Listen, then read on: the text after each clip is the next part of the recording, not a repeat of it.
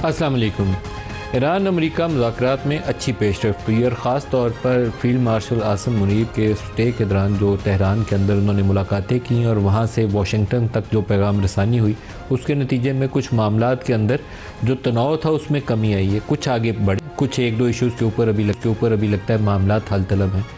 लेकिन क्या ट्रंप इस सारे मामले में, सारे तनाज़े में वो कुछ हासिल कर पाए हैं? जो 28 फरवरी को हमला करते हुए उन्होंने जिन बातों का जिक्र किया था, वो कहते थे ईरान के पास मिसाइल नहीं होने चाहिए, ईरान के पास न्यूक्लियर प्रोग्राम नहीं होना चाहिए, ईरान को इस इलाके के लिए ख़तरा नहीं रहना चाहिए, वो पता नहीं क्या कुछ कहते थे। फिर एक दिन ट्वीट में उन्होंने ये कह दिया कि ईरान को तो सफ़ा हस्ती से ही मिटा देंगे, पूरी तहज़ीब ख़त्म कर देंगे और ये दोबारा ज़िंदा भी नहीं हो सकेगी। न्यूक्लियर अटैक का थ्रेट कर रहे थे। तो अभी से थोड़ी देर पहले फाइनेंशियल टाइम्स लंदन ने एक आर्टिकल शाया किया है जिसमें उन्होंने लिखा है कि Iran is beating Trump at the art of the diplomacy. ये बिल्कुल ज़बरदस्त बात उन्होंने लिखी है, क्योंकि सारी इस 3-4 माह की आप कार्रवाई देखें तो ट्रंप और नेतन्याहू का जो असल मंसूबा था वो तो ये था कि ईरान को बिल्कुल मलियामेट करके इस पूरे मिडल ईस्ट को उन्होंने डोमिनेट करना था। लेकिन वो डोमिनेट नहीं कर पाए, बल्कि अब वो ऑफ रैम्प, जो अंग्रेज़ी में बार बार इस्तेलाह होती है कि कोई आसान रास्ता जंग से निकलने का ढूंढ रहे हैं जो उनको मिलता नहीं है। ईरान उसने हाथ खड़े नहीं किए, उसने हार मानने से इनकार कर दिया। आप जब मैच खेलते हैं तो आमतौर पर कहा जाता है कि जल्दी वो शख्स आता है जो हार मान लेता है। अगर आप मुकाबला करते रहें तो कोई ना कोई एक मौका आ जाता है कि दाव पेच से आप दूसरे पहलवान को गिरा देते हैं। तो ईरान ने उस हार को मानने से इनकार कर दिया। जितना नुकसान कर सकता था ट्रंप ईरान का, उसने करके देख लिया। एक हथियार जो ईरान ने पहली दफ़ा इस्तेमाल किया, उसने स्ट्रेट ऑफ हॉर्मुज़ को बंद कर दिया। और स्ट्रेट ऑफ हॉर्मुज़ की जो बंदिश थी, उस स्ट्रेट ऑफ हॉर्मुज़ की बंदिश ने अमेरिका को भी परेशान किया, मिडल ईस्ट को भी परेशान किया। जहाँ जहाँ अमेरिका की बेसिस थी उसको उसने हिट किया, उन ममालिक को। और यूरोप में बहुत परेशानी हुई, बल्कि पूरी दुनिया परेशान हुई, क्योंकि ऑयल प्राइसेस $100, $110, $112, $114 पे ब्रेंट ट्रेड करता रहा। और यूरोप की इकॉनमी पहले ही बैठी हुई है यूक्रेन वॉर के बाद, उसके लिए मज़ीद झटका सहना आसान नहीं था। नेटो जो था उसका इत्तेहाद ख़तरे में पड़ गया और यूरोपियन ममालिक करीब नहीं है। अब ट्रंप इसमें मुश्किल में है। नवंबर में वहाँ मिड टर्म इन्फ्लेशनरी प्रेशर्स वहाँ बढ़ रहे हैं और उस पर तनकीद हो रही है कि आप ईरान में हमला करके क्या लेने गए थे और क्या लेकर आए हैं। अब वो डील अगर करे 2015 वाली जो ओबामा ने की थी, उसके करीब 3 की डील हो, जो मैं बहुत दिनों से कहता हूँ कि उससे बहुत ज़्यादा फ़र्क डील अमेरिका को मिल नहीं सकती। कुछ भी करेंगे उसके आगे पीछे थोड़ा बहुत, वो जो JCPOA वाला जॉइंट कम्प्रीहेंसिव एक्शन प्लान था 2015 में ओबामा ने ईरान से साइन किया था और 2018 में ट्रंप ने उसको तोड़ दिया था। उसके आगे पीछे कुछ इनको एग्रीमेंट करना है, कोई लफ्ज़ आगे पीछे कर लें, कोई न्यूक्लियर की कोई सलाह नहीं लगा लें, लेकिन बहुत कुछ उसमें से बदलने वाला नहीं है। कुछ अगर न्यूक्लियर में 2 कंसेशन ज़्यादा मांगेंगे तो इन रिटर्न वो जो सैंक्शंस में रिलीफ ईरान पहले से ज़्यादा मांगेगा। इसी तरीके से उसके जो फ्रोज़न एसेट्स हैं उसमें रिलीफ पहले से ज़्यादा मांगेगा। तो ट्रंप अपने अवाम को गुमराह करने के लिए कुछ कह तो सकते हैं, लेकिन एक्चुअली इस वॉर के वो विनर है नहीं अभी तक। कल को क्या होगा कहना मुश्किल है। तो ट्रंप ने आज एक ट्वीट की है जिससे मुझे लगता है कि मेजर डाइवर्जन अगर आपने यूज़ करनी हो ना तो जंगी मैदान के अंदर, तो एक चीज़ आप अगर वो आपके ऊपर भारी पड़ रही है तो आप दूसरी ऐसी चीज़ करते हैं कि लोगों की तवज्जो उस तरफ चले जाए। यहाँ से आपको मार पीटी है तो दूसरा एक कट्टा खोल दें कि लोग सारे उधर बात करना शुरू हो जाए। ट्रंप ने बिल्कुल वैसे ही किया। ट्रंप ने एक ट्वीट के अंदर कहा कि ये तमाम जो रीजन के ममालिक हैं इनके लिए ग्रेट डील हो सकती है फॉर ऑल, और या उन्होंने कहा कि नो डील एट ऑल, या फिर कुछ भी नहीं मिलेगा। और वो क्या कहते हैं कि बहुत ग्रेट डील जो सबको मिल सकती है या कुछ भी नहीं मिलेगा।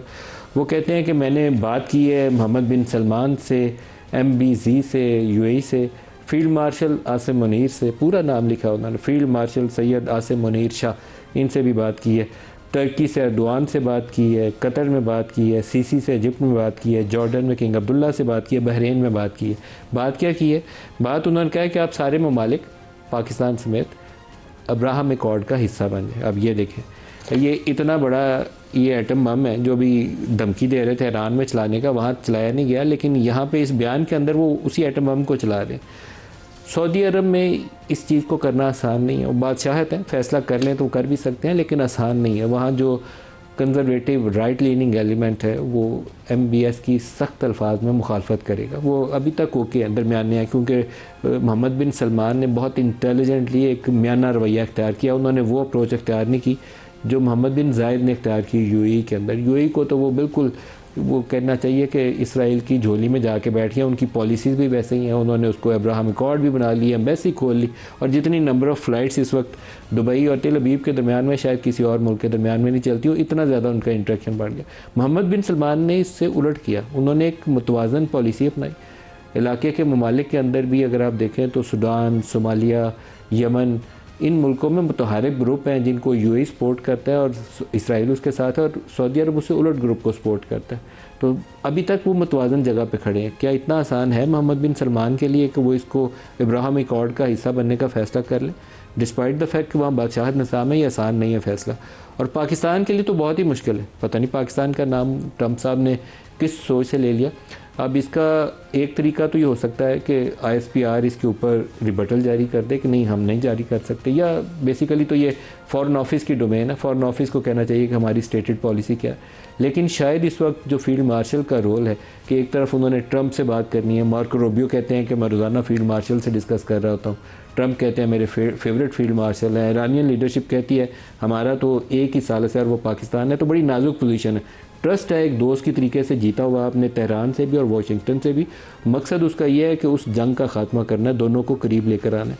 तो पाकिस्तान नाप तोल के बयान देगा, यकीनन आई थिंक देगा, अपनी स्टेटेड पॉलिसी उसको दोहराएगा, लेकिन वो नाप तोल के देने का मतलब ये नहीं है कि हम अपनी पॉलिसी जो है, असूली जो मौक़िफ़ है उससे हम पीछे हट जाएंगे। असूली मौक़िफ़ पाकिस्तान का क्या? पाकिस्तान का असूली मौक़िफ़ यह है कि पाकिस्तान एक आज़ाद फ़लस्तीनी रियासत चाहता है जिसके बॉर्डर प्री 1967 पोजीशन पे हो। जो इसराइल जो इलाके हड़प कर चुका है उससे पहले 67 से पहले की जो पोजीशन है वहाँ पे हो, और अल-कुद्स अल-शरीफ उसका कैपिटल हो। हम यहाँ से जाएं इंशाल्लाह और जाके तो बैतुल मक़दस में जाके नमाज अदा करें किबला अव्वल के अंदर। तो वो वाला पाकिस्तान का असूली मौक़िफ़ है, उससे पाकिस्तान पीछे नहीं हटा। पाकिस्तान किसी भी मुआहदे या शर्त का पाबंद नहीं है जो इब्राहिम अकॉर्ड्स के साथ मशरूत हो। ये ट्रंप साहब की ख्वाहिश है, लेकिन ये बाइंडिंग कंडीशन नहीं है। ईरान और अमेरिका की जंगबंदी के मुआहदे के अंदर इब्राहिम अकॉर्ड शर्त के तौर पर नहीं लिखा जाएगा कि पाकिस्तान इसके अंदर आए। ट्रंप साहब क्या कहते हैं? ट्रंप साहब कहते हैं कि सऊदी अरब और कतर सबसे पहले इसके अंदर आ जाएं।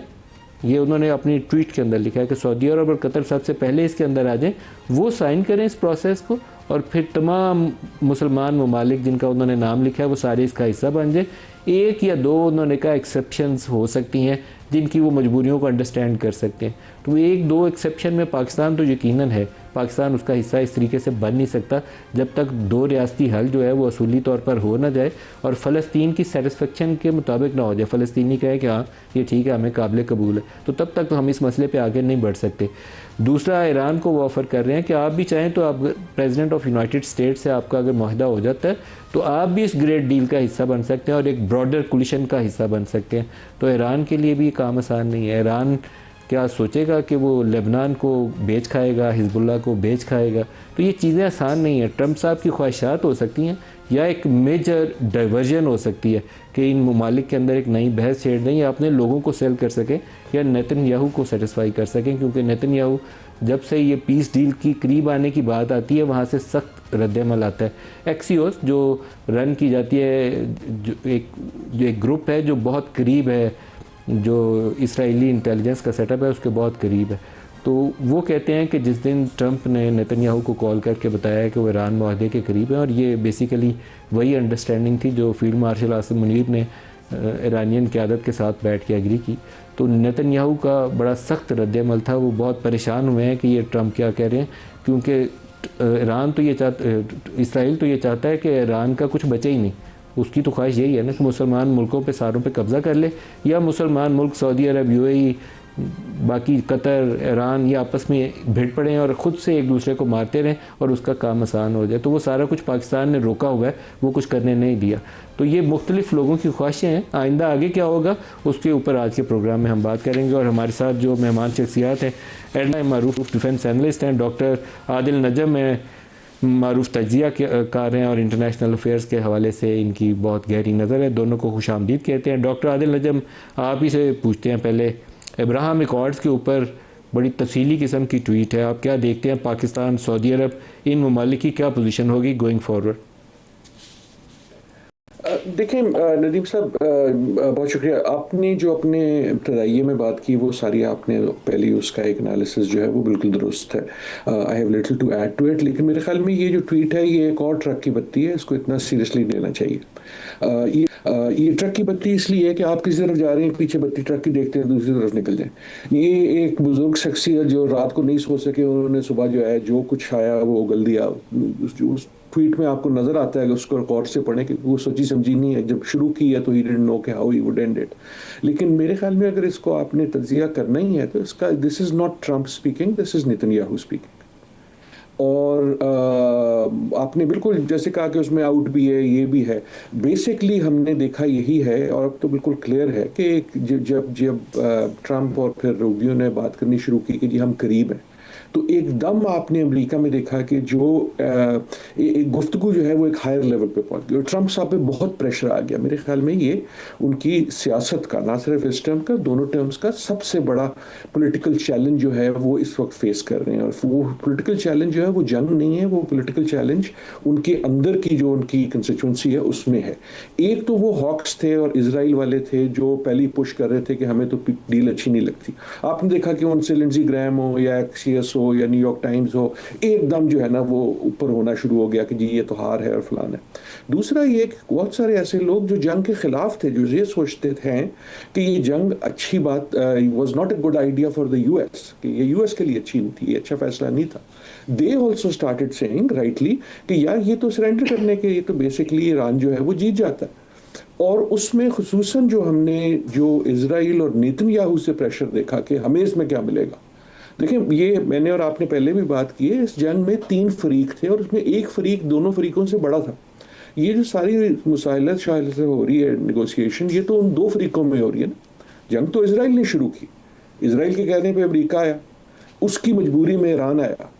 अब वो फरीक है, वो सिर्फ स्पॉइलर नहीं, और वो ये समझता है कि मैं जंग नहीं खत्म करना चाह रहा, तो वो हर बात ट्राई करता है कि इन दोनों को किसी किस्म की मीडिएशन पे आने से रोके। और जहाँ तक हमने खबरें देखी हैं, सच्ची हैं या झूठी हैं, जो नज़र आता है कि जब वो फ़ोन मीटिंग हुई जिसमें ये सारे ममालिक बिलशमूल पाकिस्तान मौजूद थे, तो उसमें out of nowhere Donald Trump साहब ने, ये जो रिसेंट खबरें आई हैं पिछले 24 घंटे में, कि उसमें आउट ऑफ नोवेयर उन्होंने कोई इब्राहिम अकॉर्ड का जिक्र कर दिया ऐसे ही कि यार वो भी हो जाएगा शायद। और रिपोर्ट्स ये बताती हैं कि फ़ोन पे बिल्कुल सख्ता छा गया, बिल्कुल क्वाइट हो गया। और उसके बाद डोनाल्ड ट्रंप ने कहा, अच्छा नहीं तुमने मेरी आवाज़ नहीं, तुम लोग हो लाइन पे कि नहीं हो। So this is what is being reported, कि ये उनके लिए भी कितनी बड़ी सरप्राइज थी। उसके बाद भी डोनाल्ड ट्रंप ने इस बात का ज़्यादा जिक्र नहीं किया, उसके फ़ौरन बाद जो फ़ोन कॉल के बाद जो ट्वीट थी और बाकी बात थी। नाउ आई थिंक जो नेतन्याहू और उनका कैंप है वो पुश कर रहा है कि अच्छा उनसे कहो पहले ये करें। ना करने वाली गल होती है ना, कि जब आपको पता है कि आपको कुछ नहीं मिल रहा तो आप एक और इशू डाल देते हैं जिस पे आपको पता है अगला नहीं बच कर सकता, ताकि ये जो है ये अटक जाए। आई थिंक ये जो आप देख रहे हैं ये वो पुश है जो वो सुन रहे हैं नेतन्याहू से, इजराइल से, अपनी हॉक से, कि अच्छा ठीक है यार अगर करना ही है ना तो उनसे कहो ये करे ताकि तुम्हें नजर आए कि तुमने भी कुछ लिया। So in all of that sense ये मेरे ख्याल में ट्रक की बत्ती है, इसको केयरफुली इग्नोर करने चाहिए। जिस तरह एडमिरल साहब को भी शामिल कर लें। एडमिरल फैसल शाह साहब, आपका क्या तज्जिया है? डाइवर्जन है, ट्रक की बत्ती है, या ये कुछ और है? जी नदीम साहब, बहुत शुक्रिया मुझे प्रोग्राम में लेने का, और आपका बड़ा अच्छा तज्जिया था। लेकिन मैं डॉक्टर आदिल नजम साहब की बात को बिल्कुल सेकंड करूंगा कि इसको हमें कोई बहुत ज़्यादा सीरियस नहीं लेना चाहिए। इसको डी कन्फ्लिक्ट रखना चाहिए, करना चाहिए नेगोशिएशन से जो इस वक्त चल रही हैं। और मैं बिल्कुल इस बात से एग्री करता हूं कि ये इज़राइल को पैसिफाई करने के लिए ज़रूर स्टेटमेंट उन्होंने दी है, और शायद उन्होंने इतना तक कहा हो नेतन्याहू को कि पहले मुझे नेगोशिएशंस करने दो, एक एग्रीमेंट हमारा हो जाए, उसके बाद क्योंकि मैं निजात दहिंदा समझा जाऊँगा इस खत्ते में, तो ये लोग ओब्लाइज होंगे मेरी बात सुनने में, और फिर मैं अब्राहम एकॉर्ड्स पे भी इनको लेकर आऊँगा।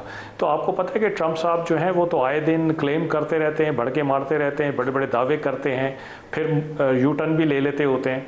तो मेरा ख्याल है कि इसको कोई बहुत ज़्यादा हमें सीरियस नहीं लेना चाहिए, और इसको हमें इसकी वजह से नेगोशिएशंस को ओवरशैडो नहीं करना चाहिए। जिस नहज पे वो चल रही हैं इस वक्त सेंसिटिव तरीके से, मेरा ख्याल है कि इसको अगर हम डिस्कस ज़्यादा करेंगे नेगोशिएशंस और जो पीस डील है या जो फ्रेमवर्क आने वाला है आगे बातचीत के लिए, उसको तो मेरा ख्याल है कि वो थोड़ा सा ओवरशैडो हो जाएगी। असल मुद्दा इस वक्त ये है कि ये जो टेम्प्रेरी सीज़ फायर है इसको परमानेंट सीज़ फायर में तब्दील करना है या नहीं करना है और किस तरह से करना है, और स्ट्रेट ऑफ हॉर्मुज़ उसमें खुलनी है या नहीं खुलनी, और फिर उसके बाद जो नेगोशिएशंस होनी है वो किस तरह से बातचीत होगी, किस तरह से सारे जो प्रॉब्लम्स हैं या इश्यूज़ हैं दोनों के बीच में उनको कैसे गाहे बगाहे उनको रिजॉल्व करना होगा। मेरा ख्याल है बहुत ज़्यादा इम्पॉर्टेंट और सेंसिटिव इशू है ये। एडमिरल फैसल साहब, लेकिन क्या पाकिस्तान के लिए ये मुमकिन होगा कि दो रियासती हल को नज़रअंदाज करते हुए प्री 1967 जो हम कहते हैं कि वो बॉर्डर्स के ऊपर एक आज़ाद फ़लस्तीनी रियासत हो, उसको नज़रअंदाज करते हुए हम इस तरफ इब्राहिम अकॉर्ड कर लें, क्या ये मुमकिन है? नहीं, बिल्कुल नहीं, बिल्कुल नहीं है ये मुमकिन। ये 200% मुमकिन नहीं है पाकिस्तान के लिए। और हम 1967 से पहले वाले जो बॉर्डर्स हैं उनको हम सपोर्ट करते हैं। हम दो रियासती हल जो आपने पहले अपने सारे इब्तिदाई में बात की, बिल्कुल वो हमारा स्टांस है और हमें कोई मजबूरी नहीं है। हमारी क्या मजबूरी है कि हम अब्राहम अकॉर्ड्स की तरफ चले जाएं, मतलब बावजूद इसके कि हम तो एक आप तरह ये देखिए कि एक तरह का एहसान कर रहे हैं इस दुनिया पे और अमेरिका पे ख़ास तौर पे जो निकलना चाहता है इस जंग से। वो कहते हैं कि हमने ईरान को 20 साल पीछे फेंक दिया है, हमने उसको तबाह कर दिया है। तो भाई आप अगर तबाह कर दिया है, 20 साल पीछे फेंक दिया है, तो फिर आपको किस चीज़ का ख़तरा है 20 साल तक? आप चले जाएँ यहाँ से। लेकिन वो एग्रीमेंट करना चाहते हैं ईरान के साथ क्योंकि उनके पास वो लेजिटिमेसी नहीं है वापस जाने की जो वो चाहते हैं। तो पाकिस्तान तो बेसिकली उनके साथ एक अच्छा काम कर रहा है, तो पाकिस्तान क्यों ओब्लाइज होगा या किस वजह से ब्लैकमेल होगा कि पाकिस्तान अपना जो प्रिंसिपल स्टांस है एक उससे उसको नज़रअंदाज कर दे। बिल्कुल सही है। डॉक्टर आदिल साहब, जो एग्रीमेंट के हवाले से तफसीलात आ रही हैं तो वो ईरान कहता है कि हम कुछ ब्रॉडर अंडरस्टैंडिंग के करीब हैं, लाजमी नहीं है कि मुआहदा हो जाए, लेकिन वो कहते हैं इसमें हॉर्मोज शामिल नहीं है। कहते हैं टोल टैक्स नहीं लेंगे लेकिन हो सकता है सर्विसेज प्रोवाइड करें तो सर्विसेज के कुछ पैसे ले लें। न्यूक्लियर कहते हैं इसमें शामिल नहीं है। जंगबंदी हो जाएगी तो उसके बाद 7 रोज़ में मुज़ाकरात शुरू करेंगे और स्टॉक पाइल्स को डाउनग्रेड कैसे करना है उसके ऊपर बात होगी। ये नहीं होगा कि स्टॉक पाइल अमेरिका को देने। तो इंटरेस्टिंगली नई डायमेंशन हैं जो उन क्लेम से बिल्कुल मुख्तलिफ हैं जो ट्रंप कर रहे हैं। जी नदीम साहब, मेरे ख्याल में जो फोकस है इस वक्त मेरे ख्याल में इसी चीज़ पे है कि इसकी एग्जैक्ट डायमेंशंस क्या नज़र आती हैं। कुछ चीज़ें क्लियर हो चुकी हैं। क्लियर ये हो चुका है कि जिस चीज़ की हम बात कर रहे हैं वो कोई फाइनल एग्रीमेंट या हतमी किस्म की चीज़ नहीं है। वो ये है कि जो इस वक्त टूटा पज्जा एक है हमारे पास सीज़ फायर, उसको थोड़ा मुस्तहकम सीज़ फायर कर दें और ताकि दोनों फरीकैन जो हैं उनके पास वक्त हो और मौका हो कि ये जो दूसरे मुश्किल मामलात हैं उस पर वो बैठ के बात कर सकें। Probably they have come closer to each other, लेकिन अब जो है वो टेक्निकल डिटेल्स ऐसी हैं कि वो ख़तो किताबत से नहीं हो सकती कि इसने इसको पैगाम दिया, उसने उधर पहुंचा दिया, उसने कहा जी वो कह रहे हैं ये कर लो, ये फिर वापस आए उन्होंने कहा जी ये कह रहे हैं ये कर लो। अब उसको हमें अगर एक नेक्स्ट स्टेज पे ले जाना है जहाँ एक टेबल पे इनके जो टेक्निकल लोग बैठे हैं तो बात करें वहाँ पहुंचाने के लिए, उसकी डायमेंशंस भी क्लियर हैं। मेरे ख्याल में उसकी डायमेंशंस जो हैं वो बिल्कुल क्लियर हैं। वो ये है कि एक लिहाज से हुरमुज़ खुले और बाकायदा तौर पे खुले। बाकायदा का मतलब ये है there is enough flow of the ships, right. आपके दिन में जो है 70-80 कम से कम जो है 50-60-70-80 जब जाना शुरू हो जाएंगी देन यू विल से कि अच्छा यार ये खुल गया। और थोड़ी देर के लिए हुआ था जब ये चीन गए थे ना, तो उस दिन आपने देखा होगा उन 2-3 दिनों में तकरीबन 30 जहाज निकल रहे थे। अच्छा, उसकी डायमेंशन में भी अब क्लियर हो गया कि अमेरिका कहता है मैं भी नहीं छोड़ के जाऊंगा, ईरान कहता है मैं भी पूरा नहीं छोड़ूंगा, क्योंकि वो बातें पता नहीं किधर जाती हैं, लेकिन सम स्टैंडर्ड ऑपरेटिंग प्रोसीजर्स बन जाए। दूसरा जो मसला है मेरा शुरू से मौक़िफ़ यह है कि ये सब न्यूक्लियर की बातें जो हैं दोज आर द हेडलाइंस, लेकिन for Iran the key issue is रिकॉम्पेंसेशन।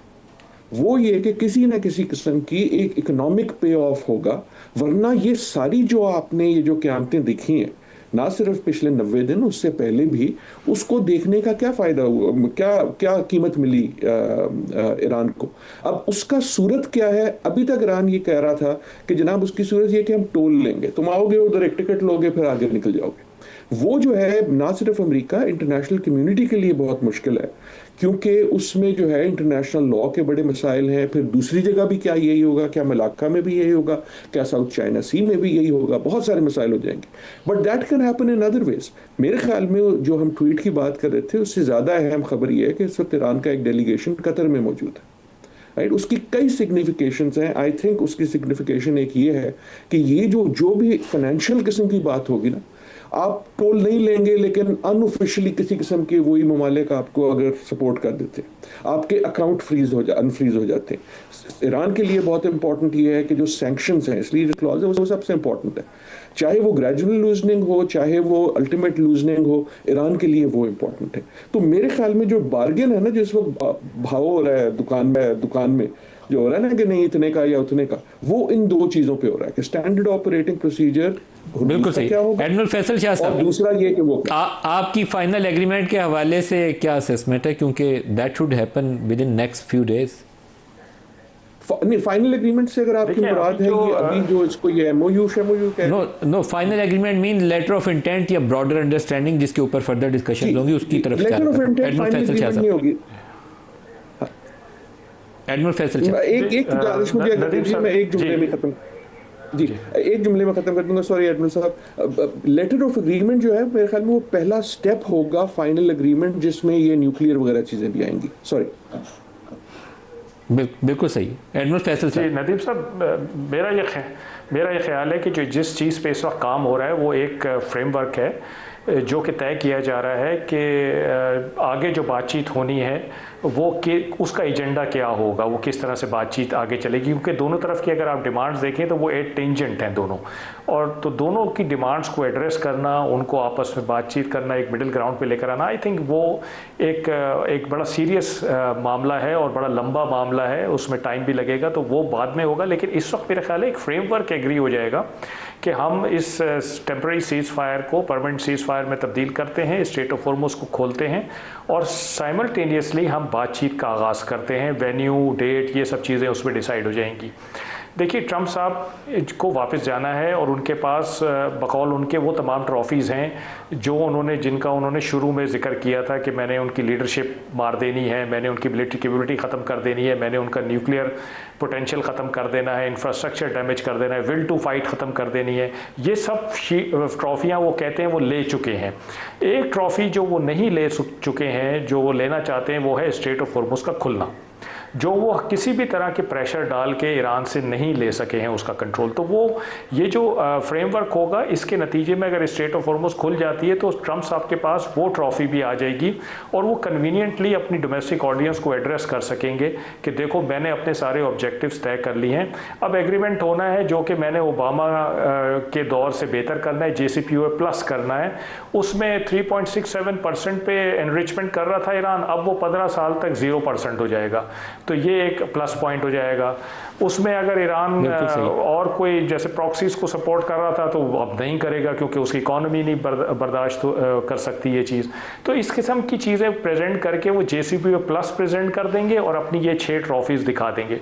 तो मेरा ख्याल है कि वो अपनी दानिश में जीत बिल्कुल सही। एडमिरल फैसल शाह साहब, डॉक्टर आदिल नजम साहब, आप दोनों का शुक्रिया। एक ब्रेक ले लें, ब्रेक से वापसी पे शेर अफजल मरवत साहब हमारे साथ होंगे। PTI की पॉलिटिक्स और शेर अफजल मरवत साहब का किरदार, दोनों के ऊपर बात करेंगे। हमारे साथ रहिए।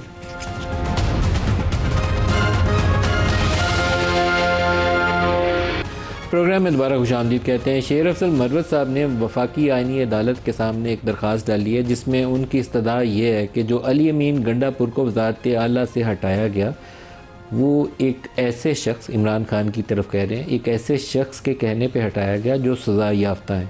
तो ये एक गैर आइनी, गैर कानूनी फ़ेल है, इसको कालअदम करार दिया जाए।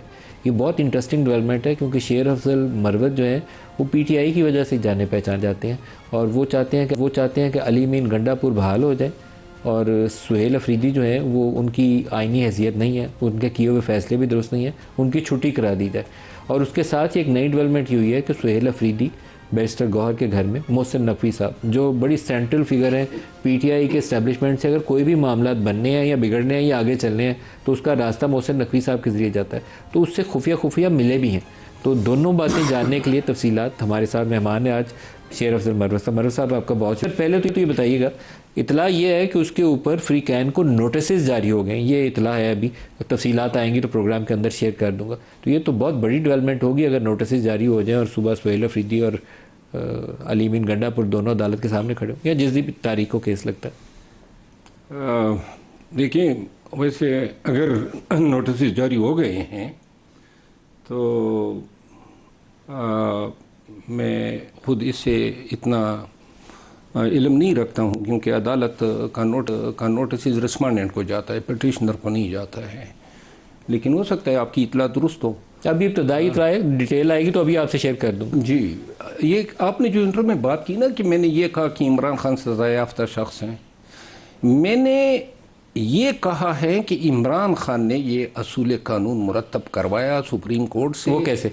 जब उन्होंने 2018 में साकिब निसार साहब की अदालत में मियाँ नवाज शरीफ साहब के ख़िलाफ़ पिटीशन दायर की।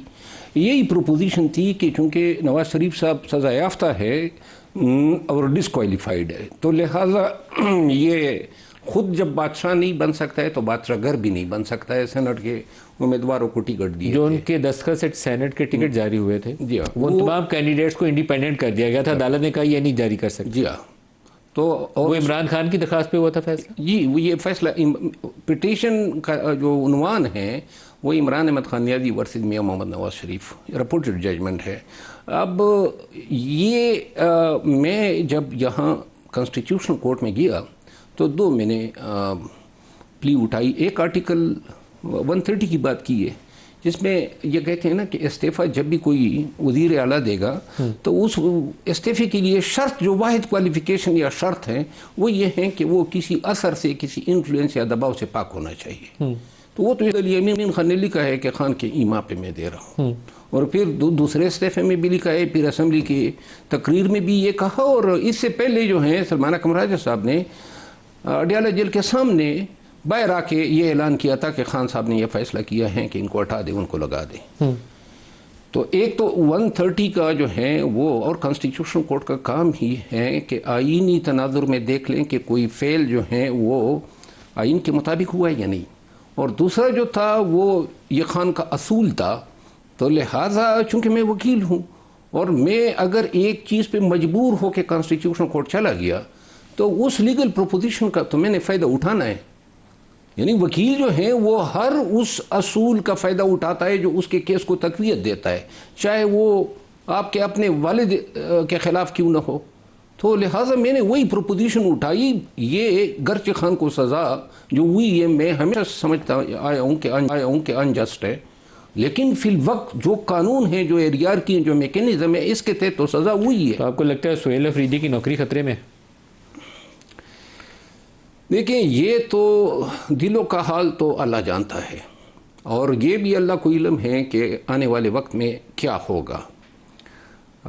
मैं यकीन करें, अगर मेरे साथ पाकिस्तान तहरीक इंसाफ ज़रा थोड़ा सा अपना समझ के बात करती, थोड़े से एहतराम से बात करती, ये जो हैं लटके हुए मुंह वाले सारे, ये मिल के जनाब याली भेड़ बजा रहे हैं। सुहेल अफरीदी की वज़ारत आला खतरे में है या नहीं है? अब मैं तो एक प्रोपोजिशन लेकर गया हूँ। मैं तो ये समझता था और हूँ कि शायद कानूनी तौर पर ये सवालिया निशान उठते हैं। सवालिया निशान है वज़ारत आला के आगे सुहेल अफरीदी के? फिलवक्त तो ये हैं, नज़र आ रहे हैं। सुहेल अफरीदी, मोहसिन नकवी और बैरिस्टर गौहर क्यों और कैसे मिले? वजह क्या थी? एजेंडा क्या था? मैं आपको एक अर्ज़ करूँ, पाकिस्तान तहरीक इंसाफ के अकाबिरीन जब से ये हालात बने हैं 3 सालों से तसलसल के साथ एस्टेब्लिशमेंट के लोगों से मिल रहे हैं। सारी पीटीआई मिलती है, सारी पीटीआई। लेकिन मैं आपको अल्फान कहता हूँ कि आज तक मैं मोहसिन नकवी साहब से मैंने हाथ नहीं मिलाया, न मिला हूँ। घरचे मुलाकात जब ये 24 नवंबर को जो बातें हो रही थी वो इनडायरेक्टली मैं उन टॉक्स में इन्वॉल्व था, लेकिन और ना कभी एस्टेब्लिशमेंट के किसी भी शख्स से, ये मैं हल्फन कहता हूँ, कभी ज़िंदगी में जो है न मुलाकात हुई है न किसी के पास गया हूँ। लेकिन जो जाते हैं, जो मिलते हैं, वो वफादार हैं। सुहेल अफरीदी गए हैं आपकी पिटीशन दाखिल होने के बाद? जी। क्यों गए? देखिए, सुहेल अफरीदी साहब और जो बैरिस्टर गौर साहब है, वो ये सोच ज़रूर रखते हैं कि हम शायद मफाहमत से जो हैं पार्टी के मामलात जो हैं वो हल कर सकें, ख़ुसूसन खान से मुलाकातें। देखिए ना, अब तो पाकिस्तान तहरीक इंसाफ बहुत छोटी चीज़ पे आ गई है कि ये मुलाकात या फिर अस्पताल और रिहाई वगैरह के मुतालिबात तो अब नहीं रहे हैं, तो लिहाजा और ये कोई इतना मुश्किल काम भी नहीं है कि मुफाहमत दुरुस्त रास्ता है। मैं पब्लिकली सपोर्ट करता हूँ कि इस एजेंडे को फॉलो करना चाहिए, लेकिन अली अमीन जब इस रास्ते को फॉलो कर रहा था तो उसको तो उठा के पार्टी से बाहर फेंक दिया था। ये पार्टी में हमेशा दोगलापन रहा है। ये असल सुहेल अफरीदी कैसे रास्ता अपनाएगा? मतलब अली अमीन ज़्यादा करीब था एस्टेब्लिशमेंट से, तो सुहेल अफरीदी की उतनी अभी कुर्बत नहीं है, अभी उतनी लाइकिंग भी, शायद पसंदीदगी भी, एक्सेप्टेंस भी उतनी नहीं है। ये भी अल्लाह को इल्म होगा, लेकिन नवंबर 2024 का आपने जिक्र किया, जब ये अफसोसनाक वाक़या फिर 26 को इधर हुआ, उससे पहले अली अमीन जो कोशिश कर रहा था वो क्या कोशिश कर रहा था? मोहसिन नकवी से मिलकर यही कोशिश कर रहा था ना कि इमरान को यहाँ से निकालते हैं, किसी रेस्ट हाउस में ले जाते हैं, केपी में वहाँ रखते हैं, फिर आहिस्ता आहिस्ता अदालत से ज़मानत हो जाएगी। यही रास्ता था ना। बिल्कुल। तो पार्टी ने क्या किया उसके बाद? पार्टी छुट्टी कराई वज़ारत आला से भी, घर जाओ। पार्टी जो है वो इसकी ना कोई डायरेक्शन सही है, ना कोई फैसले जो हैं वो अक्ल व दानिश से होते हैं, मनमाने फैसले होते हैं। अगर आप 2-2.5 सालों में एक फ़ैसला बता सकते हैं, या कोई भी पीटीआई का वर्कर या लीडर जिस पे अमल दरामद से पार्टी को फ़ायदा हुआ हो, हर फैसला गलत, हर फैसला ना। अगर आपकी पार्टी पीटीआई, आपकी पार्टी अभी कहूँगा इसको, अगर सियासत कर रही होती तो इमरान खान को अभी तक घर बैठे होना चाहिए था, आराम से, जेल की बजाय। अगर पार्टी को सियासत कर रही होती, अगर पार्टी को सियासत करने दिया जाता, रोका किसने था? हाँ? रोका किसने था? रोका खानदान के लोग जो हैं, हर दफा रुकावट बने। ये 24-25 नवंबर को भी ये वाक़यात न होते अगर पार्टी की लीडरशिप को, मैं अली अमीन खान एक गाड़ी में मैंने उनको रिसीव किया जब ये आ रहे थे पेशावर से कश्मीर हाईवे पे, बुशरा बीबी को, और वो भी साथ में थी। और कौन था साथ? उमर अयूब थे। तो बुशरा बीबी की अलग गाड़ी थी, मैं इनकी गाड़ी में बैठ गया। तो उनको मैंने कहा, तो उन्होंने कहा आप जाएं उनसे बात करें। तो मैं गया उनकी गाड़ी में, तो मैंने बात की। तो अब मैं आपको अर्ज़ करूं, खान भी कह चुका था। बुशरा बीबी ने क्या कहा जब आपने बात? उन्होंने वो देखिए, वो सबको पता है, वो नहीं मानी थी। इसी वजह से जो है, उनका जवाब क्या था जब आपने कहा? उन्होंने कहा नहीं, हम डी चौक पहुँचेंगे। हाँ, तो मैंने फिर मुझे अली अमीन खान ने कहा कि आप लोगों को रोकें, क्योंकि जुलूस हमसे बहुत आगे बढ़ चुका था। तो मैं कई मोटरसाइकिल पे निकलता चाइना चौक आया, वहाँ पे मैंने लोगों को रोका। और ये 2-3 सालों में जो कुछ हो गया जी, 9 मई तो हुआ था, उसके बावजूद मेरे ख्याल में 1 साल के अंदर अंदर आप लोगों को अपने मामला इस्टेब्लिशमेंट से सीधे कर लेने चाहिए थे। तो अब तो बड़ा लंबा अरसा गुजर गया। तो इमरान खान का मुस्तकबिल क्या है? जेल में ही रहेंगे अभी कि बाहर आने का कोई चांस है? देखिए, मेरा ख्याल ये है कि इस लड़ाई में एस्टेब्लिशमेंट को भी तो कोई फ़ायदा नहीं हुआ है, उनका भी बहुत नुकसान हुआ है। लेकिन आप किसी मेज़ पे बैठ के बात करें तो तब है ना। मैं तो 4-6 बंदों से बात की कि ये पाकिस्तान के मफाद में है कि लड़ाई ख़त्म हो जाए, यूनिटी आ जाए, ऐसी बिला वजह से वो एक केस की वजह से। वो तो ठीक है ना, लेकिन आप मेज़ पे बैठेंगे तो बात होगी नहीं। मेज़ पर तो अब पीटीआई को बैठने के काबिल ही नहीं समझ रही है एस्टेब्लिशमेंट। राइट ऑफ कर दिया अभी तो फिलवक्त तो पॉलिटिक्स से ये रेलेवेंट कर दिया है। और इमरान का मुस्तकबिल क्या है फिर? जेल या? देखिए, इमरान खान का मुस्तकबिल, अगर कोई एक भी सही फैसला हो जाए तो ये पार्टी सरवाइव कर सकती है, वरना फैसला करेगा कौन? खान को एहसास होना चाहिए कि पार्टी डबोई जा रही है। कौन डबो रहा है? यही लोग डबो रहे हैं जो उनसे फैसले करवा रहे हैं। मोहतरमा अलीमा खानम, सलमान अकम राजा, एक फैसला कोई बता दे कि इन्होंने कोई मेरिट पे किया हो, कोई पार्टी। अभी उन्होंने कहा जी कि अभी ताज़ा तरीन ये चल रही हैं कि पार्टी के MNAs को कहें कि जी इस्तीफे लिख कर दे दो, यानी कि वही अमल दोहराया जाए। अब जो लोग कम से कम असेंबली या पार्लियामेंट के सामने खान की बात कर लेते हैं, वो बात करने वाले भी कोई नहीं बचेगा। आपके ख्याल में सारे लोग इस्तीफा देने पे तैयार हो जाएंगे? मैं आपको लिख कर देता हूँ कि जब भी ये फैसला अनाउंस होगा, पार्टी मरकज़ में, सूबों में बैठेगी और अलालेलान लोग इनकार करेंगे। शेर अफजल मरवत साहब सीनियर रहनुमा सियासी शख्सियत है, बहुत शुक्रिया आपने हमें ज्वाइन किया। आज के लिए इतना ही, इजाज़त दीजिए। अल्लाह हाफ़िज़।